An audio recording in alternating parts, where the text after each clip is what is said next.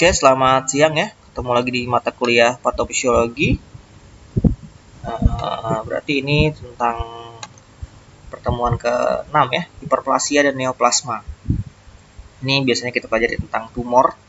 Ya. Tumor itu ada yang ganas sama yang jinak ya, namanya benigna dan maligna. Oke, kita tahu dulu sebelumnya itu adalah tahu dulu hiperplasia itu apa. Hiperplasia itu merupakan bentuk dari adaptasi sel ya. Salah satunya yang kita pelajari di pertemuan kedua tadi itu adalah bentuk dari adaptasi sel itu contohnya adalah hiperplasia. Hiperplasia biasanya disertai hipertrofi atau peningkatan jumlah sel, misalnya miofilamen dan ukuran sel. Ya. Hiperplasia dapat timbul hanya pada sel-sel yang mampu membuat DNA, seperti sel-sel epitelial, hematopoietik, dan jaringan ikat. Hiperplasia atau hiperplasi adalah peristiwa meningkatnya jumlah sel yang terjadi pada organ tertentu, pada organ ya, akibat dari peningkatan proses mitosis. Mitosis itu pembelahan sel. 1 jadi 2, jadi 4, 4 jadi 8 itu ya. Nah, itu peristiwa meningkatnya jumlah sel yang terjadi pada organ tertentu. Ini ya. Normal sel. Hipertrofi ya. Hiperplasia. Ini ya. Lanjut. Hiperplasia adalah peningkatan jumlah sel terjadi pada sel-sel yang mampu meningkatkan sintesis DNA. Sering terjadi bersama dengan hipertrofi, ya, bersama dengan hipertrofi ini ya. Ya, jadi normal sel bisa jadi 2, hipertrofi maupun hiperplasia, jadi 2 dia.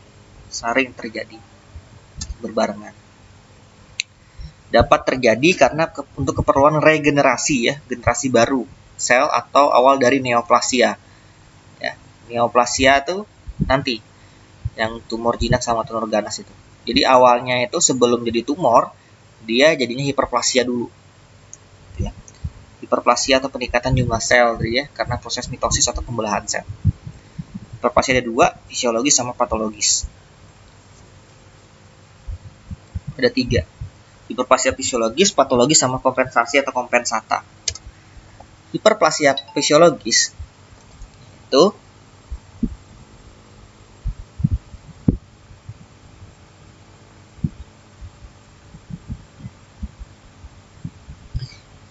hiperplasi yang terjadi setiap bulan pada sel-sel jaringan endometrium uterus selama stadium folikular pada siklus menstruasi. Nah, ini hiperplasi yang normal ya. Jadi misalnya contohnya pada siklus menstruasi gitu ya. Di bagian stadium folikular ya, terjadi peningkatan yang namanya peningkatan jumlah sel. Tapi lama-kelamaan dia akan menurun, jadi normal lagi ketika proses menstruasinya sudah selesai. Ya. Ya. Siklus ovarium, indung telur, siklus hormon pituitari, dan siklus uterus itu rahim ya.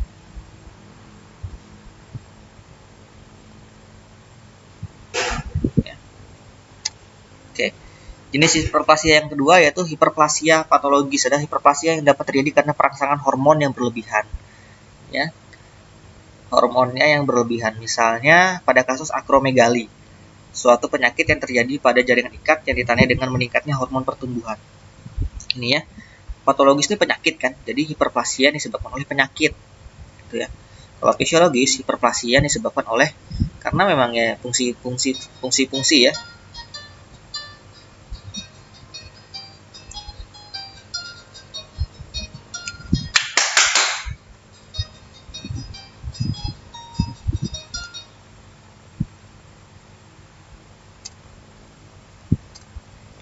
Oke. Nah, ini contohnya hiperplasia patologis atau hiperplasia karena adanya perubahan dari penyakit ya, penyebabnya penyakit. Normal dan akromegali. Akromegali itu artinya penyakit langka ya, memang dia suatu penyakit langka sehingga hormonnya terlalu berlebihan. Sehingga pertumbuhan jaringan lunak serta tulangnya juga berlebihan. Lebih besar dibandingkan dengan yang normal. Itu ya. Lanjut. Nah, ini yang tadi endometrial hiperplasia, norma endometrium gitu ya. Peluruhan penebalan dindingnya, dinding rahim. Jenis yang ketiga adalah hiperplasia kompensata atau kompensasi. Hiperplasia yang terjadi karena sel jaringan berproliferasi ya, untuk menggantikan jumlah sel yang telah mengalami penurunan pada jaringan tertentu. Misalnya, hiperplasia pada sel-sel hati karena setelah pengangkatan jaringan hati melalui pembedahan, jadi ada kompensasi atau penggantian, ya, menggantikan jumlah sel yang diangkat tadi melalui pembedahan. Ya, ciri-cirinya dia cepat sekali terjadi penggantian, ya, kompensasi. Ketika dia dibedah, rusak, sel hatinya hidup lagi, sel-sel hati yang baru. Ya. Ya. Pengambilan 7% jaringan hati akan terjadi regenerasi lengkap setelah 2 minggu, karena pada hati terdapat HGF, hepatocyte growth factor, faktor pertumbuhan dari hepatosit. Ya. Jadi ketika diambil jaringan hatinya, nanti dia akan regenerasi lagi. Ya. Tapi ada yang nggak bisa, misalnya sel saraf, otot jantung itu nggak bisa melakukan regenerasi. Jadi khusus di bagian sini aja ya, jaringan hati. Mekanisme hiperplasi dapat terjadi dan dapat ditemui pada sel-sel yang dirangsang dengan peningkatan beban kerja, pensinyal hormon atau sinyal yang dihasilkan secara lokal sebagai respon terhadap penurunan kepadatan jaringan. Ya. Hiperplasi hanya terdapat pada jaringan-jaringan yang mengalami mitosis atau pembelahan sel, ya.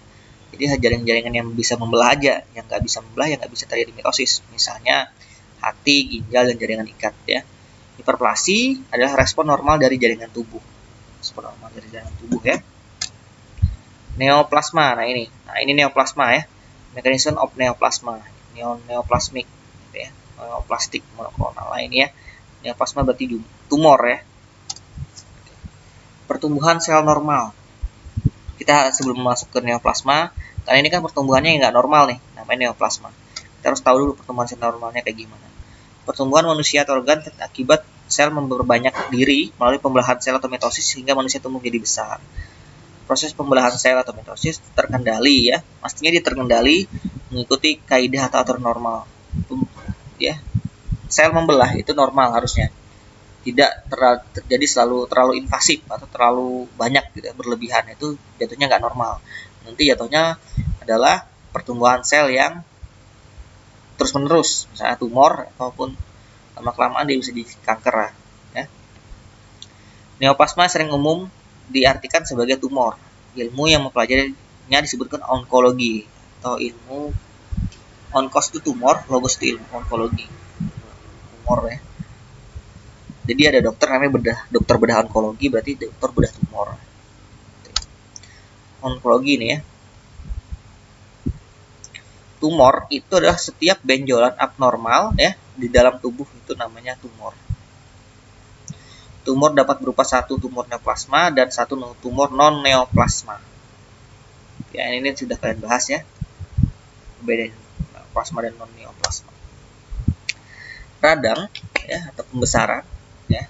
Hipertrofia, perbesaran, hiperplasia, perbesaran suatu organ. Ini baca sendiri aja, istilah-istilah saja.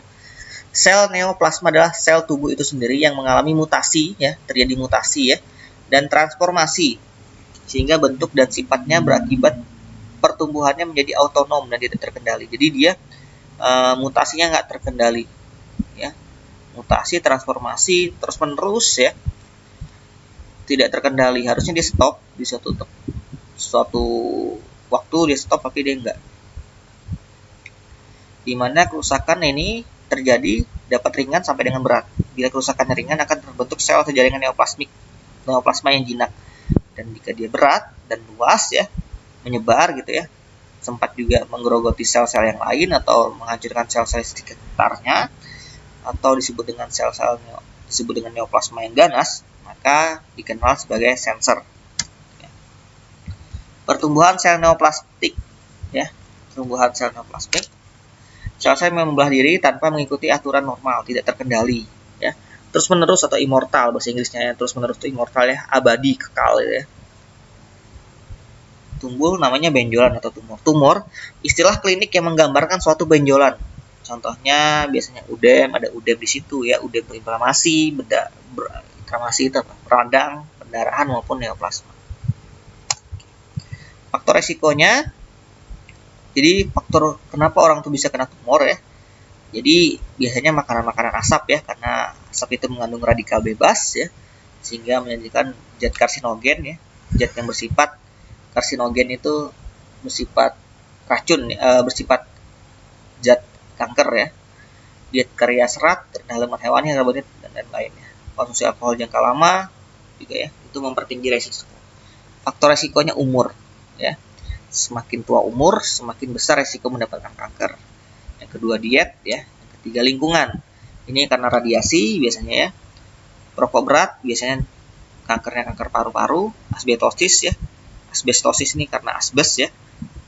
Peradangan asbes ya. Ini asbes itu yang dipakai di ini asbes atap rumah gitu ya. Aktivitas seks misalnya infeksi virus ya, kanker leher rahim, cervix uteri.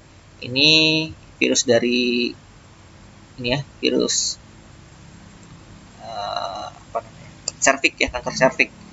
Itu karena aktivitas seksualnya terlalu beresiko gitu ya. Cara penyebarannya ada percontinuitatum ya. Kita udah belajar sendiri kemarin ini ya di kelompok. Nah, ini mungkin hematogen dan lain-lain.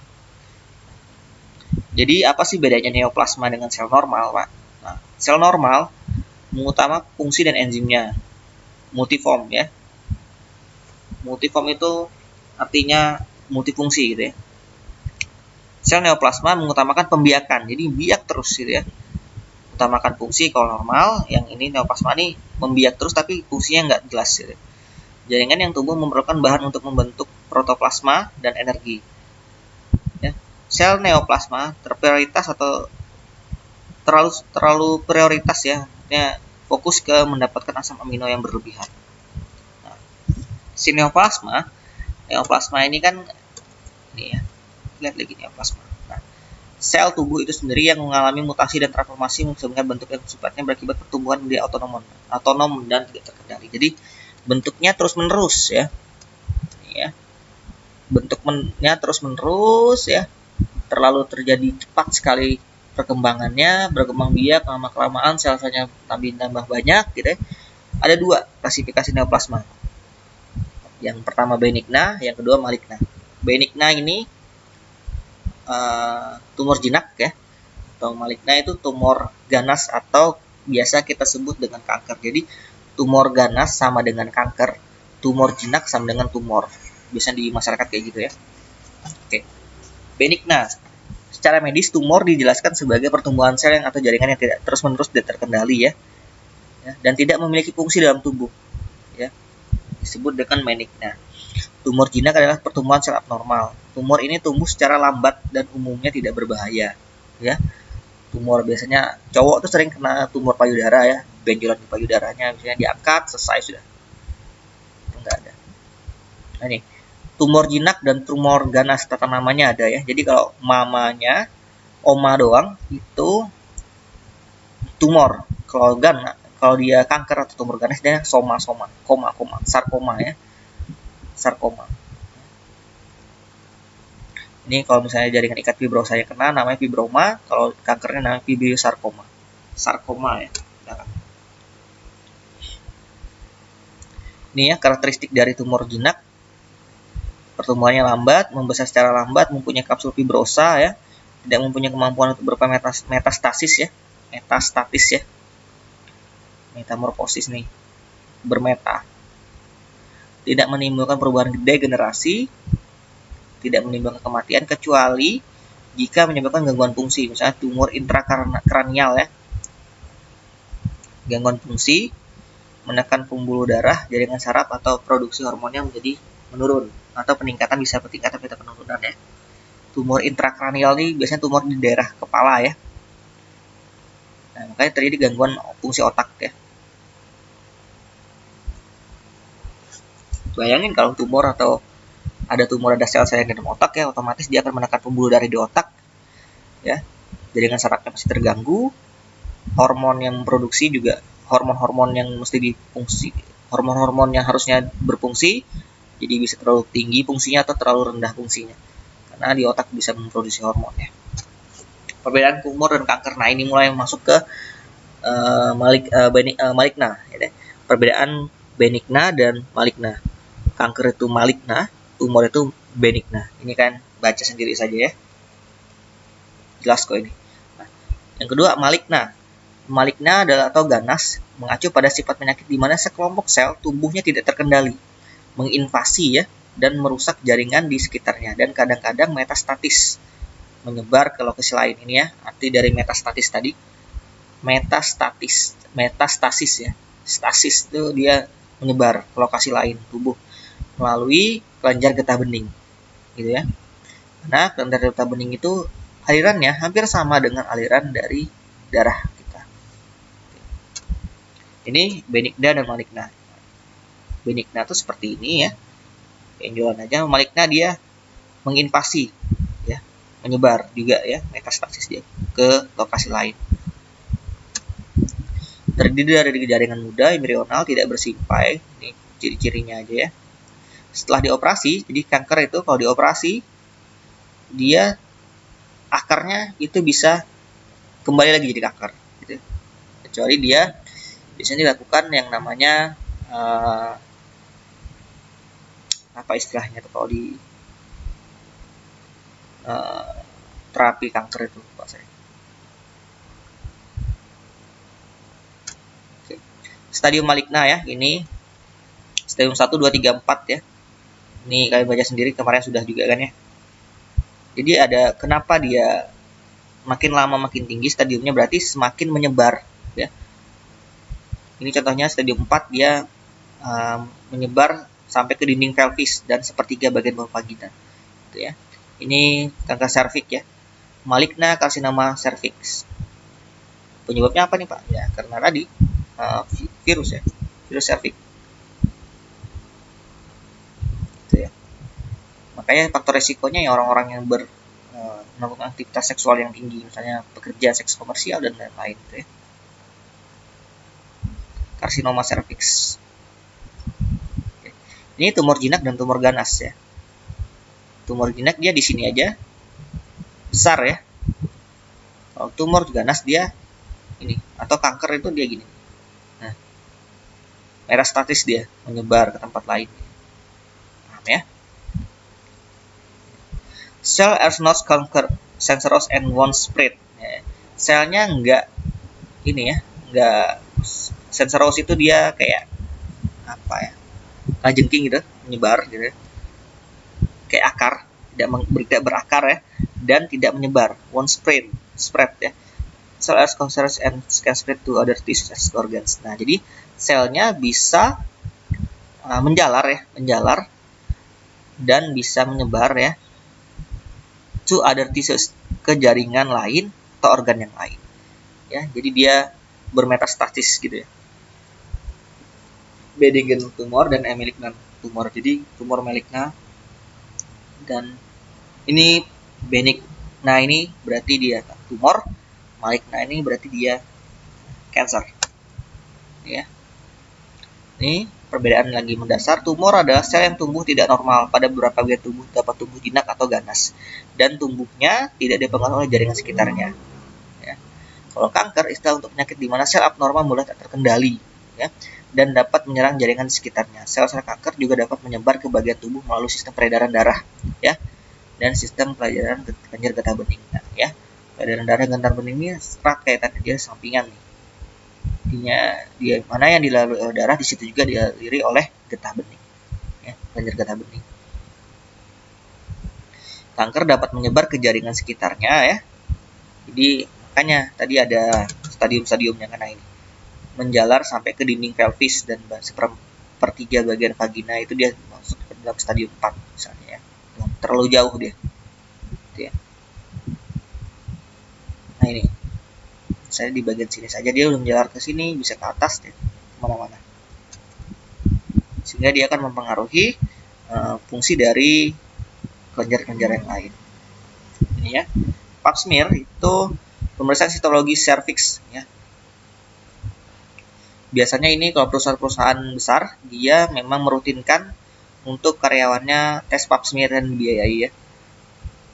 Ini bisa 50 tahun lebih diadakan pemeriksaan sigmoidoscopy ya.